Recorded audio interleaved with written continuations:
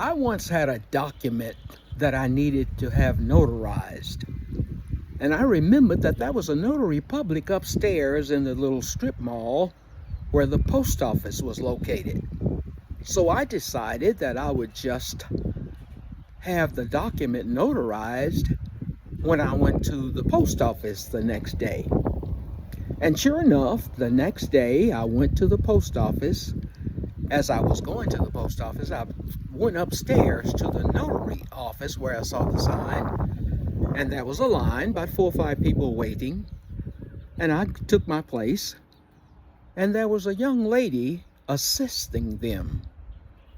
She seemed to be about 20, 21 years old, and I noticed immediately with the way that she was interacting with the first few people that I saw, that she was camped out on the edge of hostility.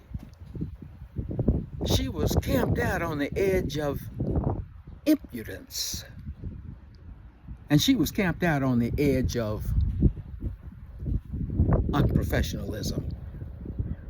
And I realized right away, Alan, by the time you get up to her window, you need to go into your bag of tricks and pick out the best version of how to gain friends and influence people. Because you got a little situation that you're going to deal with when you get there. So sure enough, my turn came and I stepped up to the desk and I said to her, "Good morning."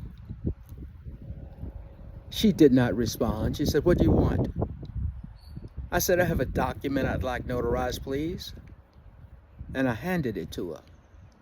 She looked at it and she said to me, "Where is the lady?" I said, "What lady?" "The lady whose name is on this document. She has to sign it too." I said, "No, the lady whose name is on the document is deceased. I need to have my signature notarized." "Oh, you can't do that. You can't have a document notarized and the person's not even here. They're deceased." And I paused and I reached back into my bag of tricks, supposedly, and I said, "I'm sorry, but it's not possible for the decedent to sign the document because the decedent is dead. My signature is required because I'm stating that the decedent is dead, and I'm verifying that fact." "Well, you just can't do that. I can't notarize this document." I said, "Where is the owner?" "He's in back." "Well, you don't need him." I said, "Yes, I do. I need to speak with him." "Well, I'll take this document back there and I'll tell you. You can't tell me my job, but I'll take the document back there." And she disappeared into the back room. And she came back to the door just vouching for her success.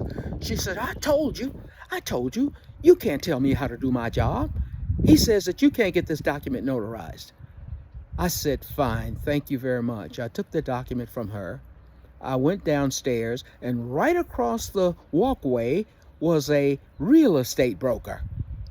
I walked into the real estate broker's office, and they said, "Good morning." I said, "Fine, how are you this morning? I'd like to get this document notarized." I said, "Fine." I took it over to the desk, looked at it.